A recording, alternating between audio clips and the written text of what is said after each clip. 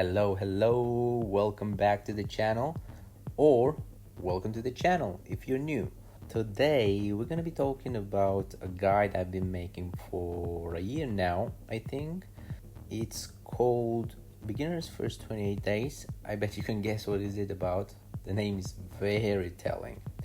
It's pretty much a progression guide for the first 28 days or the first month for a new player.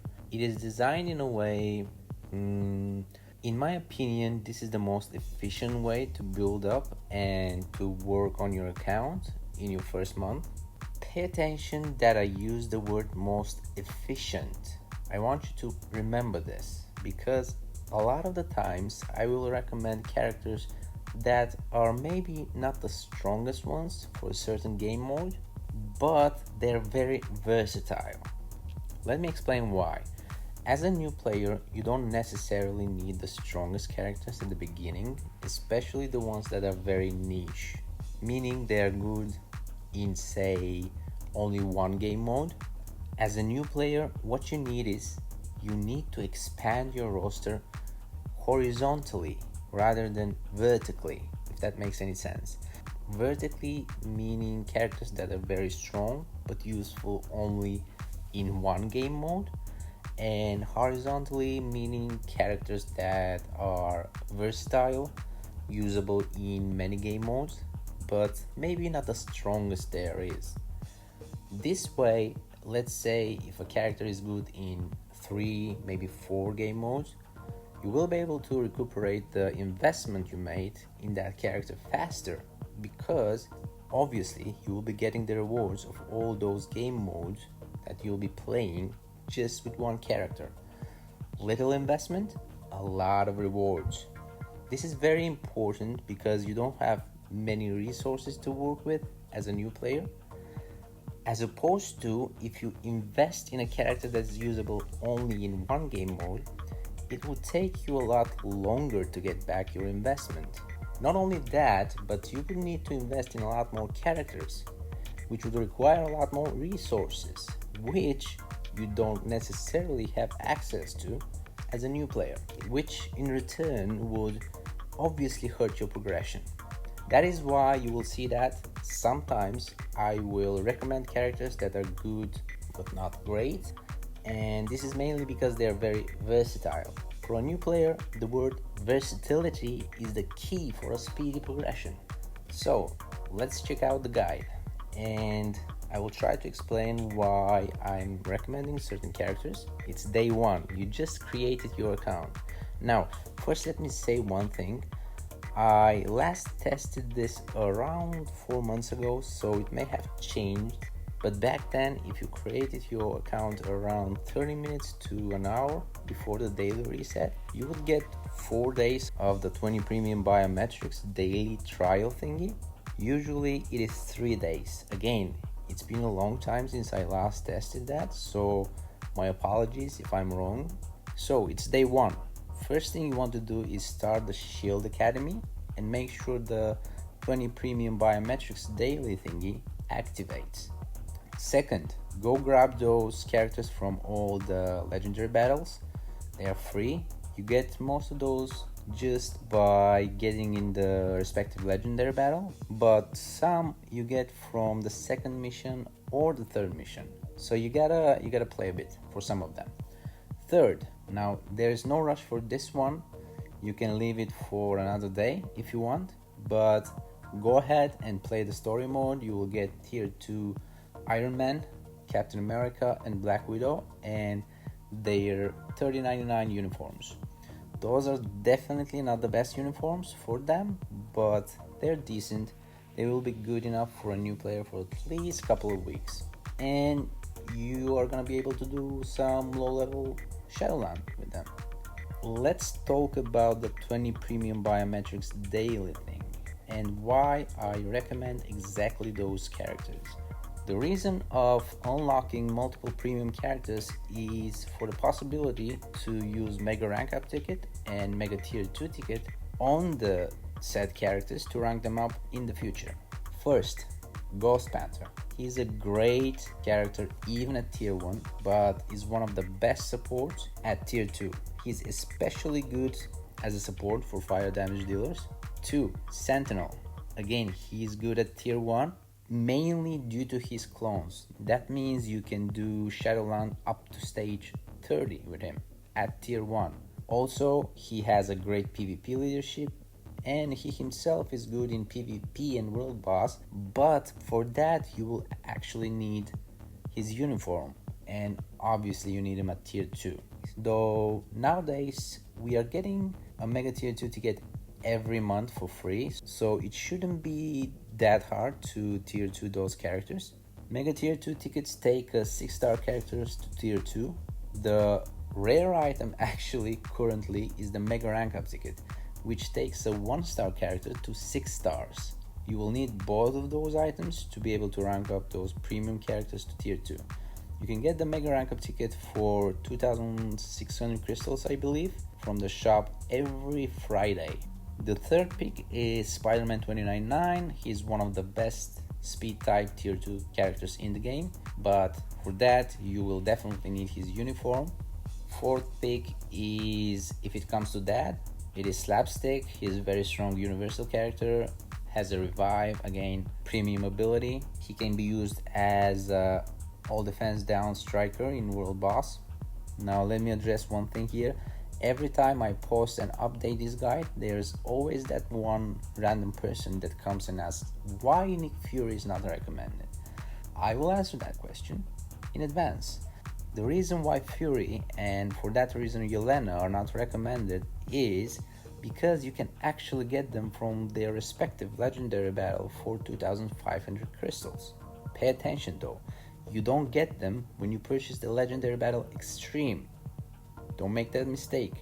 This is a separate purchase. You need to go to their respective mission, and when you click on it, there will be an offer that will pop up, and it will show you Fury or Yelena respectively, where you can click the acquire button to acquire them. Also, Red She-Hulk, she's pretty good. Currently you can get her for free from Future Pass, but in around a month you won't be able to, at which point I will probably put her as a recommendation, either instead of 299 or Slapstick. So let's move to the next topic, the 6-star selectors. First, very important, make sure not to pick any character that you can get for free from legendary battle. For day 1, you really want to get Iron Hammer, one of the best characters with the best leadership for new players actually. It has decreased skill cooldown and a self buff. You will be lacking skill cooldown as a new player, so those type of leaderships are pretty good. He's also a good character, has a lot of iframes, invincibility, heal. His survivability is top notch. You can use him in alliance battle, world boss, against Ebony Maw, Kull, Corvus. You can even use him in PvP as a new player. All around great pick. The first Mega Mastery ticket you get, which will be on day 2 I believe, you should use on him for sure. And the second one goes to the day 7 pick actually, War Tiger. Again, a solid character, has the skill cooldown leadership, which is great for new players, has passive heal, can be used in world boss, ABX and PvP. You guys remember how I talked about versatility? Here you see it in action so far from the first 2 picks, right? The premium selector, you want to pick Luna Snow. She's amazing. ABX, squad battle, world boss, GBR. She does everything besides PvP. To be honest, I wish mutants were included in that selector, but they are not. Not only that, but this selector doesn't even include characters like Ghost Panther or Nick Fury. Next, day 14, Morgan Le Fay, universal female villain. Those are some very premium tags.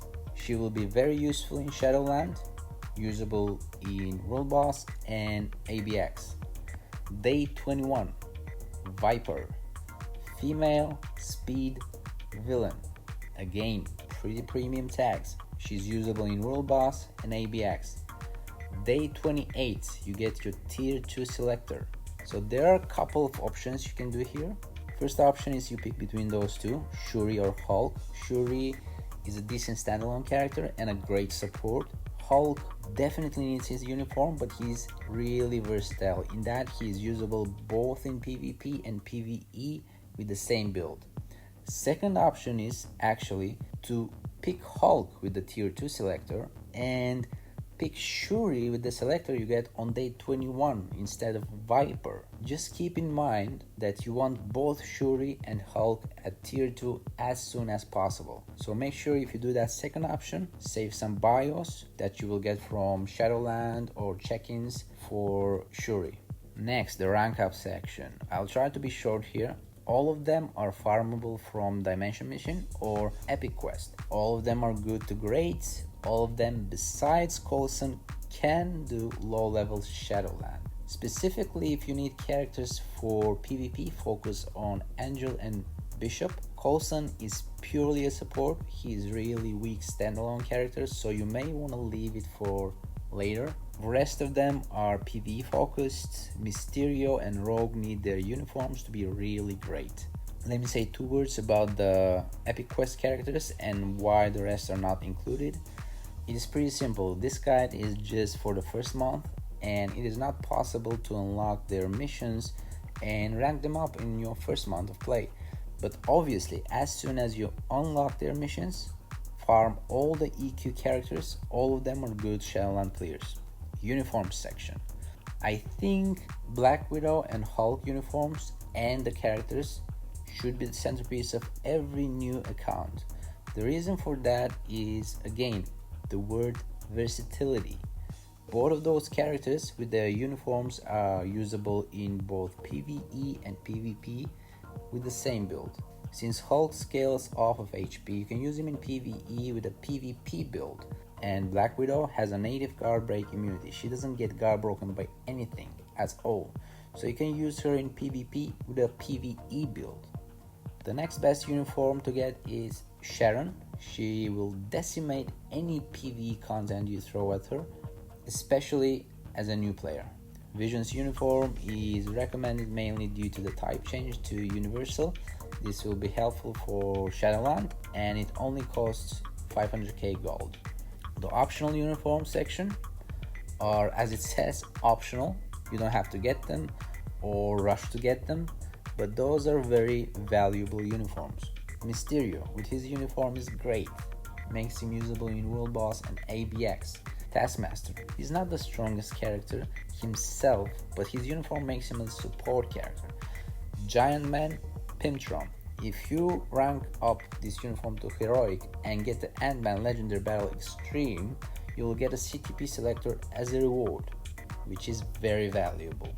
Venom's Anti-Venom uniform is almost a must-buy, even though he is losing a bit of a value since lately every character has a heal. With his uniform, when you use him as a striker in World Boss, when he strikes he drops those blobs, which you can pick and they will heal you. This is great for characters that don't have heal. Hela, if you rank that uniform to Heroic, you will get a CTP of Energy. She-Hulk, this is her gold cost uniform. Get it just for the leadership increase. Next, cards. Let's talk a bit about cards generally. When you first start, you really want to focus on your cards. Cards are one of the most important aspects of this game. They boost all your characters. Cards usually have 2 or 3 fixed options /stats in orange and 3 or 4 random options /stats in blue or green that change with every roll. The most important stats for cards are skill cooldown and ignore defense. You should aim for around 33-35% of ignore defense and around 27-30% skill cooldown from your cards. After you sort those out, you want to get as high all attack as possible. You're gonna see 2 card sets here. Those are by far not the best card sets, but are very easy to obtain and are very good. This is not a fully fledged card guide, don't forget that. I'm sure that you can find a card guide that goes much more in-depth out there. The goal of this guide, as always, is to make new players' progression very easy and pain-free. As such, those sets are excellent. First, you want to get a decent 4-star set. This will assure you have acceptable amount of skill cooldown and ignore defense, which is the most important thing. Get the cards shown in the first set and try to roll the stats that are shown.